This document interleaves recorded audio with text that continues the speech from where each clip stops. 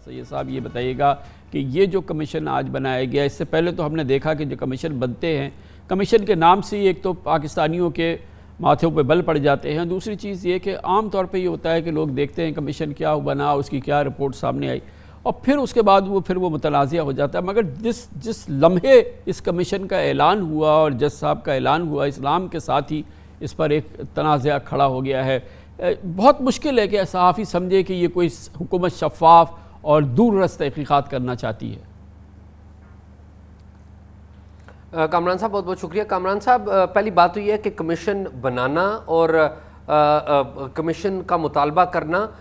بطور جرنلسٹ بھی آپ خود جانتے ہیں اس کمیشن کی رپورٹ کا اتنا فائدہ نہیں ہوتا جتنی ٹرانسپیرنٹ انویسٹیگیشن کا فائدہ ہوتا ہے۔ تو یہ کمیشن حقائق اکٹھے کرنے کے لیے بنائے جاتے ہیں اور اکثر ان کی رپورٹیں ہم نے دیکھا کہ نہیں آتی۔ سلیم شہزاد کمیشن رپورٹ واحد تھی جس کو جاری کیا گیا تھا، اس کے علاوہ جتنے بھی کمیشن ہیں، جو سب سے پہلا کمیشن بنایا گیا تھا وہ حیات اللہ خان ٹرائبل ایریاز میں ہمارے صحافی بھائی تھے جن کو شہید کر دیا گیا تھا، ان کی فیملی کو بھی نشانہ بنایا گیا تھا۔ آج تک ان کی رپورٹ بھی سامنے نہیں آئی۔ بعد میں جو صورتحال ہوئی، حامد میر کمیشن کی رپورٹ سامنے نہیں آئی۔ لیکن اس میں ایک اور پہلو یہ ہے کہ جس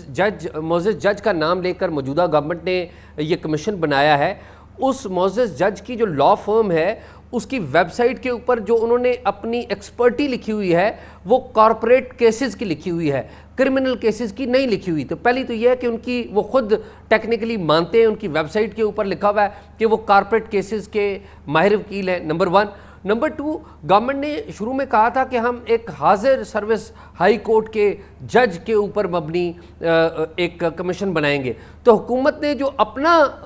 کمٹمنٹ کی تھی وہ حکومت اس کے اوپر بھی نہیں آ رہی،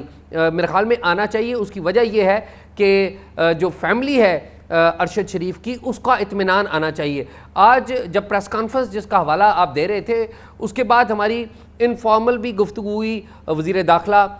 سے، اور وزیر داخلہ نے کہا کہ کوئی اور رستہ بھی ہے، اگر ان کی فیملی ہمیں بتانا چاہے تو ہم اس کو اڈاپٹ کریں گے اور وہ رستہ اختیار کریں گے۔ لیکن میرے خیال میں گورنمنٹ کی طرف سے وائز قدم یہی ہوگا کہ وہ اس کمیشن کو وڈرا کریں اور فیملی کے ساتھ مشاورت کے بعد اور اپنے اور جو بھی ایکسپرٹس ہیں ان کے ساتھ مشاورت کے بعد صحافتی تنظیموں کو، لوکل بھی اور انٹرنیشنل بھی، سی پی جے جو کمیٹی ٹو پروٹیکٹ جرنلسٹ ہے اس کا بھی ایک آدھ نمائندہ ہو تو زیادہ ہوگا اہم، اور مقامی جو پی ایف یو جے ہے اس کا بھی کوئی نمائندہ ہو تو اس سے افضل بھٹ صاحب یہاں پر موجود ہیں، ان کے پی ایف یو جے کے جو سربراہ ہیں ان سے مشاورت کرنے تو ہو جائے تو زیادہ بہتر۔ جو ابھی میں نہیں کوئی نتیجہ قائم کرنا چاہتا کہ کن حالات میں ارشد شریف صاحب کا جو ہے قتل ہوا کینیا میں، اور میں سمجھتا ہوں کہ ابھی حکومت کی جو پوزیشن ہے اس سلسلے میں، جو اداروں کی پوزیشن ہے، اس کو کوئی سیریسلی ڈاؤٹ کرنے کی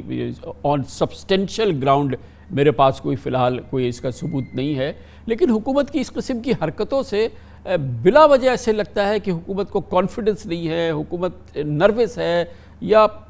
یہ کہ اس حکومت کو کوئی دال میں کالا لگتا ہے۔ کیا مطلب جب ایک چیز سادہ لگتی ہے، کوئی اتنا بڑا سیریس معاملہ اس لحاظ سے نہیں لگتا، ان الزامات کے لحاظ سے، جیسے میں نے کہا میں نہیں سمجھتا فی الحال کوئی ایسی سبسٹینشیل ایویڈنس میرے سامنے، میری ذاتی طور پر سامنے نہیں ہے۔ مگر یہ جس طرح سے کمیشن بنایا گیا ہے،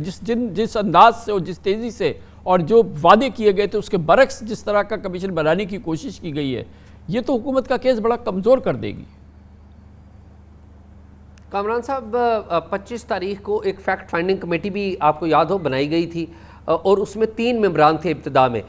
ایک ایف آئی اے کے افسر تھے ڈاکٹر اطہر وحید جو ابھی بھی ہیں، پھر آئی بی کے ڈپٹی ڈی جی تھے عمر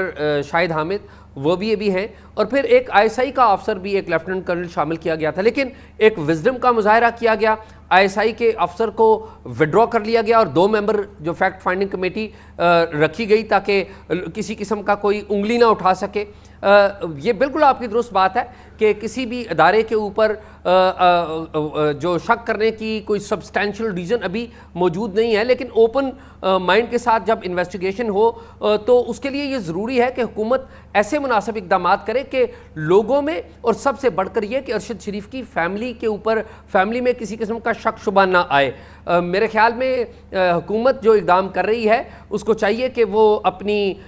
مشاورت کرے اور مشاورت کے ساتھ ایسے شخص کا نام سامنے لے کے آئے جس پر تمام فریقین کو اعتماد ہو، اور تاکہ کوئی بھی فریق بعد میں جب یہ رپورٹ سامنے اس کی آئے تو اس پر کوئی شک شبہ ظاہر نہ کر سکے۔ بہت شکریہ جناب اعجاز سید ہمارے ساتھ موجود